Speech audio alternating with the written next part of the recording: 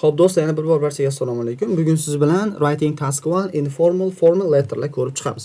Bu mavzularni, demak, oxirgi kunlarda bir martadan ko'rdik o'zi, oxirgi bir hafta ichida. Informal letter alohida, formal letter alohida ko'rdik. Bugun shu ikkalasini birlashtirib ko'rib chiqamiz. Okay?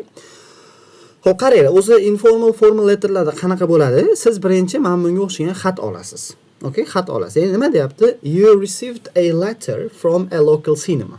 Ya'ni siz mahalliy kinodan, ya'ni kinoteatrdan bizga nima kelibdi?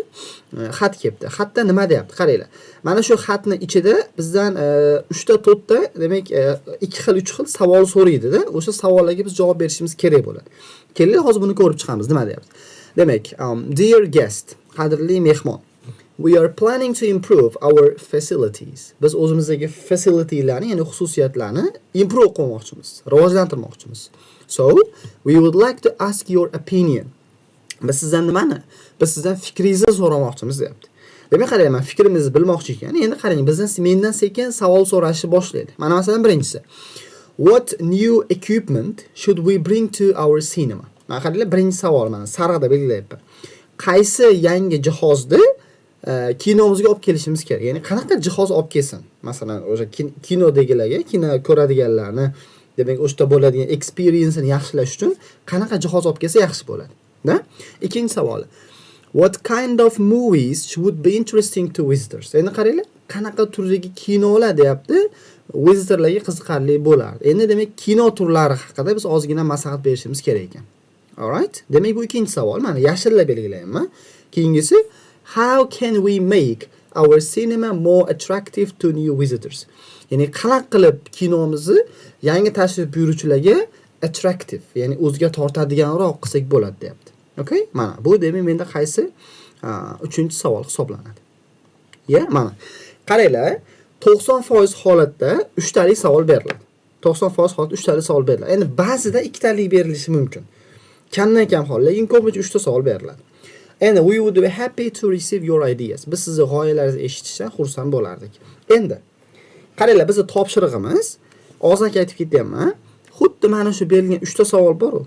Shu uchala savolga javob bergan holatda bitta informal letter yozishimiz kerak, bitta formal letter yozishimiz kerak.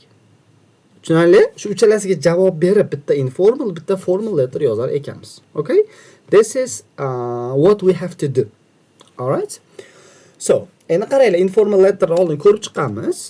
Kelinglar, birinchi informal yozib olamiz. Bu qanaqa boshlanishi kerak? Bunda o'sha dear sir or madam deb boshlanmaymiz. Bu informal bo'lgani uchun salomlashuv qismida hi Sam deb boshlab ketsak bo'ladi. Ya'ni bunda masalan do'stingizga xat yozishingiz kerak bo'ladi. Bunday deb ketadi, o'zi qaranglar. Write a letter to your friend. Mana do'stingizga xat yozing. And masalan and express your ideas and feelings deb qo'yadi. O'zingning hissiyotlaring va o'sha fikrlaringni bildir deb turib, nima deb qo'yaman? Write around 50 words. Taxminan nechta? 50 ta so'z yoz. Deydi, qaranglar, bo'ldi, yetadi. Endi bu degani, mana bu tepada yozilganlarni qisqa shakli, xullas, mana bu 3 savolga javob berib, informal letter yoz deganida bu. Okay? Shuning uchun javob beramiz xolos. Ketdi, qaranglar. Buni holati qanaqa ketadi? Informal letter yozayotganingizda. Hi Sam deb boshladim. Undan keyin qaranglar, informal letterda odatda hol ahvol so'rash bo'ladi. Masalan, mana bunday qilsak bo'ladi.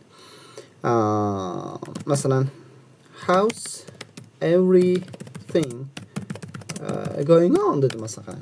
How's everything going on? Hamma narsa qanaqa ketyapti? Hammasi yaxshi ketyaptimi degan holatda boshladim. Qaranglar, birinchi greeting, salomlashuv, keyingisi opening line, kirish qismi mana bu holatda bo'ldi. Endi bundan keyin darhol men 3 savolga javob berishga o'taman. Qaranglar, bir donadan gapda javob berib ketsam bo'ldi. Okay, masalan, qanaqa equipment olib kelsa bo'ladi kinoteatrga? Masalan, aytaylik, qanaqa equipment olib kelsa bo'ladi? 3D nima olib kelsinmi? 3D ekranlar olib kelgan deb aytaylikmi? Nima deysizlar? Juda zo'r bo'ladi mana shu. Men hozir xayolim keldi. Masalan, shuni aytaylik, qaranglar. Qaranglar. I think, men fikrimcha, ya'ni men qaranglar. Salom Sam, seni qanaqa ketyapti? Qaranglar. I got a letter from a local cinema. Men local cinemadan xat oldim. And va qaranglar. I think menimcha qarang aytyapman. They should buy 3D they should buy 3D screens. Menimcha ular 3D ekranlar olishlari kerak. Tushunyapsizmi? 3D ekranlar olishlari kerak. Endi qanaqa kinolar qiziqarli bo'ladi? They only qaranglar. Ular faqatgina offer, masalan, taklif qiladi local and historical movies. Tarixiy va historik movielar berishadi. But lekin they should also masalan aytaylik, they should also have ularda qanaqa kinolar bo'lsin. Masalan, they should also have masalan aytaylik Hollywood movies. Ularda qanaqa Gollywood movielari ham bo'lish kerak. Mana qaranglar, qanaqa kinolar qiziqarli bo'lardi deb aytyapman. Ularda faqat mana shular bor, lekin mana uni olib kelasiz. Uchinchi savol qolyapti, qanaqa qilib sinemani ko'proq qiziqarli qilsak bo'ladi, attractive qilsak bo'ladi. Masalan aytaylik, har xil konkurslar o'tkazish kerakmi, to'g'rimi? Yoki masalan aytaylik, ijtimoiy tarmoqni rivojlantirish kerakmi? Yoki masalan free meal berish kerak, free snacks berish kerak, masalan qaranglar, tekin snacklar, shu ham zo'r narsa ekan. Ne deyman qaranglar? To make the cinema more attractive, sinemani ko'proq attractive qilish uchun qaranglar. They should masalan nima deydi? They should offer, ular taklif qilsa masalan free snacks. Tekin snacklarni taklif qilsin. Xo'p, qarang, nima dedim? To make the cinema more attractive, sinemani ko'proq o'ziga tortish uchun they should offer free snacks. Ular tekin snacklar taklif qilishsin deb qo'ydi. Okay? Bo'ldi, mana shugacha o'zi yetadi. Endi oxirida bitta xulosa qilib qo'yamiz. Masalan, mana bunga o'xshagan. Mana qarang, what do you think? Sen nima deb o'ylaysan deb undan bitta fikrini so'rab qo'yapman. Va oxiri tugataman. Masalan, mana take care, o'zingni ehtiyot qil. Ismim, masalan, Abror. Mana bo'ldi, yetadi. Qaranglar, eng asosiy joyi bu yerda. Mana bu narsa hozir o'z nechta so'z bo'ldi? Bitta ko'rib beray birinchi. Qaranglar. Tak, полностью so'zlarimiz soni 54 ta so'z bo'libdi. 54 words, 54 words. Mana. Endi mana bitta birinchisi greeting, salomlashuv. Mana bitta ikkinchisi opening line, ya'ni nima? Kirish qism bo'ldi, to'g'rimi? Mana salomlashuv. Keyin mana opening line, ya'ni kirish qism. Keyin qaranglar, mana bu ular 3D skrinlar sotib olsin deganim birinchi savolga javob, ya'ni qaysi ekvipment sotib olaylik deb so'raganda mendan. Keyin faqat historic movielar bor, ular Gollywood movielarni tanishtirsin deganim bu ikkinchi savolga javob. Mana yashilni olyapman mana. Keyin qanaqa qilib attractive qilsak bo'ladi dedim, aytdim free snacklar beringlar dedim. Bu uchinchi savolga mana javob bo'lyapti. Tushunarli? Keyin oxirida mana bu joyi o'zi closing line bo'ladi. Closing line, ya'ni yakunlashda bu. Yakunlayapmiz. Sen nima deb o'ylaysan deb turib gapimni tugatyapman. Keyin mana bu yerda ending bo'ladi o'zi, xayrlashyapman. O'zingni ehtiyot qil va hokazo va hokazo. Tushunarli? Mana shu informal letter. Qaranglar, informal letterda opening line, keyin mana bu savollarga javob berish va closing line hammasi bitta paragrafda ketadi. Okay? Mana shu eng muhim bitta jihatlaridan biri. Informal letterlar. Okay? So, yeah. Mana. Qaranglar, informal letterda nima dedim boshida? Hi Sam degandim. Endi formal letterda, do'stlar, formal letterda bu boshqacharoq bo'ladi. Mana bu yerda ko'rsatib turaymi? Mana informal letterda men aytda hi Sam dedim. Endi formal letterda qaranglar, bu qanaqa bo'ladi? Formal letterda dear sir or madam bo'ladi. Qadrli xonim yoki janob. Chunki men uni kimligini bilmayman. Endi qaranglar, pastda endi opening line ketadi menda ham. Faqat qaranglar, formal letter yozyapmiz hozir, to'g'rimi? Formal letterda jiddiyroq yozamiz. Ya'ni qalaysan, menimcha senda hammasi zo'r ketyapti degan narsa bo'lmaydi. Formal letterda rasmiy ketadi. Masalan, mana bunga o'xshagan qarang. I'm writing in response to your letter. Men sizni xatingizga javoban yozyapman. Okay? Men sizni xatingizga javoban yozyapman. Nima qilib yozyapman? Xatingizga javoban yozyapman. Nima qilib masalan? Suggesting my own o'zimni nimalarim masalan my own ideas fikrlarimni taklif qilib masalan about the improvement improvement of about the improvement of masalan local cinema mahalliy sinemani rivojlantirish bo'yicha ideyalarimni taklif qilib sizni xatingizga javoban yozyapman degan holatda keltirib berishingiz kerak bo'ladi. Okay, mana rasmiyligini qaranglar, mana shu holatga ketadi. Endi yana formal letter jihati e'tibor bergan bo'lsangiz, opening line dan keyin informalda srochniy mana sariq, yashildagi savollarga javob berib ketdim, to'g'rimi? Bitta paragrafda edi bular. Endi formal letterda alohida paragraf tashlanadi. Pastdagi paragrafdan men bu sariqqa javob berish boshlayman. Yana men aytib qo'yapman, qaranglar. Ya'ni first question, birinchi savol. Mana sariqqa olishim kerak buni, chunki birinchi savol mana sariqda ketadi zotan. Birinchi savol nima edi menda do'stlar? Birinchi savolim what new equipment should we bring to our cinema? Qanaqa yangi equipment olib kelaylik? Qaranglar, birinchi savolga taxminan o'rtacha masalan 40 words, taxminan 40 ta so'zdan foydalanib bunga javob berish kerak. Taxminan 40 ta. Okay? Mana qaranglar, ketdi. Qanaqa equipment olib kelaylik? Men 3 D dedim. To'g'rimi? O'sha aytamiz. Masalan qaranglar. Now the cinema is masalan aytaylik is almost fully equipped, to'liq nima qilingan, jihozlangan with modern technology. Qaranglar. But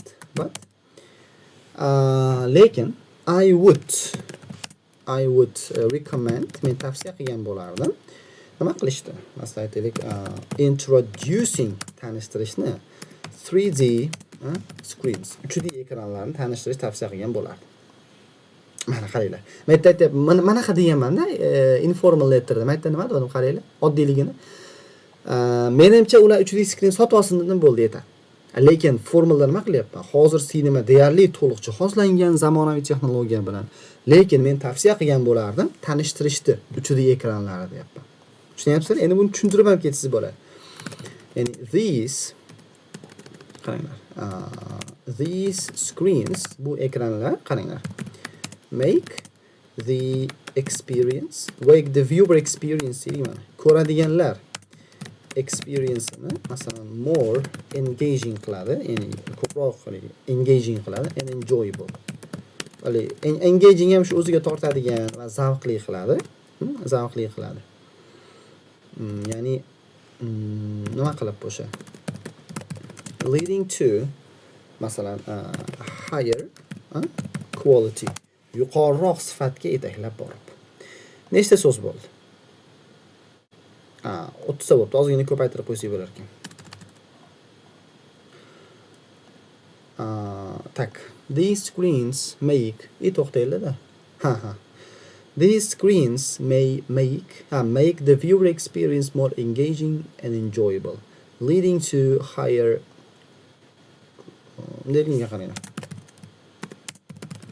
in many developed cities, ko'plab rivojlangan shaharlarda such devices are used in cinemas. Ko'plab developed citylarda shu kabi devicelar ishlatiladi sinemalarda. Ya'ni bu ekranlar viewer experience ko'proq engaging and enjoyable qiladi, yuqoriroq sifatga yetaklab borib. Mana. O'sha 40 dona so'z yozdim. Rob borasa. Mana shu birinchi mana sariqdagi savolga do'stlar mana javob bo'ladi. Okay? Mana qanaqa equipment ishlataylik, olib kelaylik deb aytdim. 3D ekran olib kelinglar. Ko'plab zamonaviy joylarda bundan foydalanishadi. Va bu mana bunaqa qilib beradi. Tushunyapsizlar? Ketdi. Endi keyingisiga javob beraman. Qaranglar, ikkinchi savolga javob berish ham o'zi mana birinchi savolga javob berib bo'lgandan keyin informal letterda birdan keyin ikkini qo'shib ketaverar edingiz-da. Lekin formal letterda birinchi savolni yozdingizmi, ikkinchi savolni alohida paragraf tashab pastdan yozib ketishingiz kerak bo'ladi. Okay? Mana. Pastdan alohida yozamiz. Ya'ni what kind of movies would be interesting to visitors? Qanaqa kinolar qiziqarli bo'ladi? Endi mana siz aytamiz, qaranglar. Buni yozib qo'yibman. Mana second question. Ikkinchi savol. Second question. Ket aytamiz. Currently yoki bunday mumkin.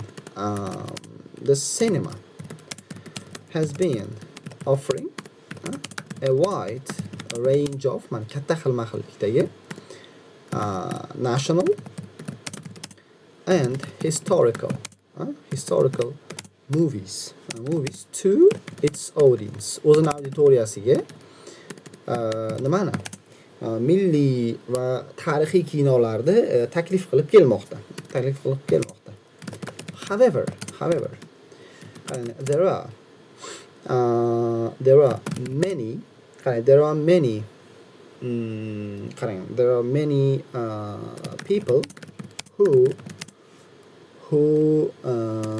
masalan who are keen on qaysi qiziqqan bildiradi. Keen on masalan aytaylik foreign movie industry, chet el o'sha kino industriyasiga qiziqqanlar bo'ladi. So shuning uchun qaranglar.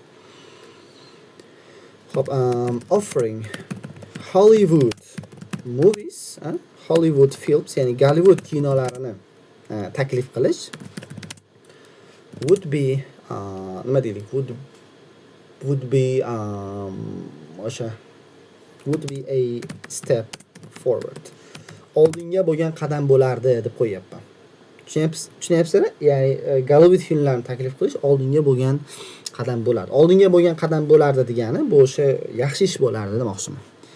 Mana qaranglar-da, to'g'ridan to'g'ri savolga bitta gap bilan javob bermaymiz. 40 ta so'z chiqarish uchun, ya'ni 40 ta atrofida so'z chiqarish uchun ozgina o'sha topikka nima qilamiz? Aylantirib, izohlab, sabablar berib, natijalar berib, tushunyapsizlar? Ozgina uni cho'zishimiz kerak bo'ladi. Qo'pol qilib aytgan. Okay? So this is my paragraph for the second question, which should be highlighted in green. Yeah? And I have the last question. Oxirgi savolim bor edi. How can we make our cinema more attractive to new visitors? Ya'ni yangi tashrif buyuruvchilarga qanaqa qilib sinemamizni ko'proq attractive qilsak bo'ladi degan savol. Endi hop qanaqa qilib attractive qilish mumkin? Kinoni qo'yganlarga. Tepada aytdikki, free snacklar beraylik dedik. Bu ham bitta yaxshi yo'li. Hop, yana o'sha free snack yozsak bo'ladi. Yozib olaylikchi birinchi o'shani. Qaranglar. This was the second question. And now I have the third question. Yeah? Third question. Uchinchi savol. Ketib ko'rib chiqamiz. Uchinchi savol. Hop.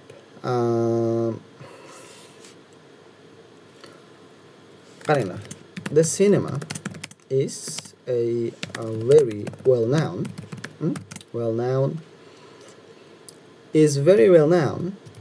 qarang, u juda ham tanilgan throughout our town. O'zi bizning townimiz bo'ylab juda ham yaxshi tanilgan. Yet lekin qaranglar. There is still room for improvement. There is still room for masalan aytaylik nima deylik, for attracting new audience. Lekin hali ham joy bor nima qilishga. Discount ham yaxshi mana. Yangi auditoriya tortishga hali ham joy bor deyapman. Aytamiz, qaranglar. For example, masalan qaranglar. By providing free snacks before movies would certainly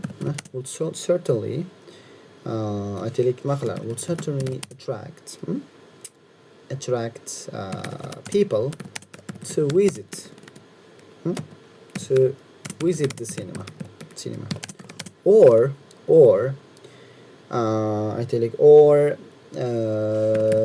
giving discounts for repetitive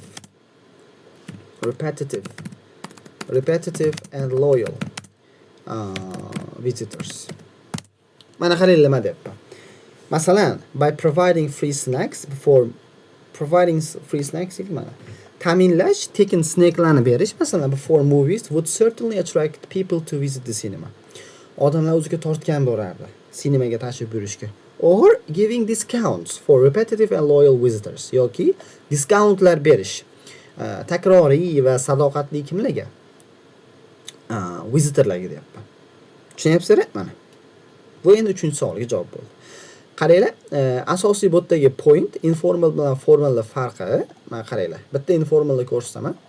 Mana informal letterda uchalasiga bitta paragrafda javob beramiz. Uchov savoliga bitta paragrafda javob berasiz. Formal letterda bo'lsa uchalasining alohida javob berasiz. Va formal letterda uchalasiga alohida javob berayotganingizda har bitta paragraf o'rtacha 40 ta so'zdan tashkil topgan bo'lishi kerak. Mana shunda biz maqsadga erishamiz. Endi uchalasiga alohida paragraf javob berib bo'lganingizdan keyin siz endi bu yerda closing line yozasiz. Qaranglar, closing line'da nima yoziladi? Mana shu xatni yozyapsiz, to'g'rimi? Shu xatni yozishdan oxiri xatingizni qabul qilib olgan odamdan siz nima kutasiz? Mana masalan men hozir takliflar berdim, to'g'rimi? Xatimni qabul qilib olgan odamdan nima kutaman? O'sha meni xatimni o'qib, mendan foydalanib, meni nima deydi, bergan fikrlarim o'sha kinoga hissa qo'shishini kutamanmi? Shuni yozib qo'yaman. Okay? Mana bu narsa. I hope, umid qilamanki, my suggestions, takliflarim will be useful. Foydali bo'ladi and beneficial masalan, bu ham foydali. Beneficial in nima qilishda? Masalan, in improving the quality of the cinema. Kino sifatini oshirishga hissa qo'shadi deb o'ylayman deymiz va oxirida o'sha nima qilamiz? Ismini bilmaganimiz uchun yours faithfully, samimiyat bilan masalan aytaylik, who Thomas Shelby OBE deydimi? Thomas Shelby deb yozib qo'yamiz. Bitta tamom.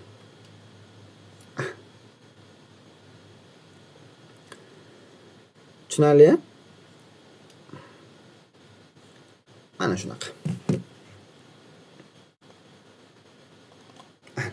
Demak, informal letterda opening line, body paragraph bilan closing line bitta paragraf bo'lar ekan. Faqat greeting bilan men bu greeting alohida xolos ekan.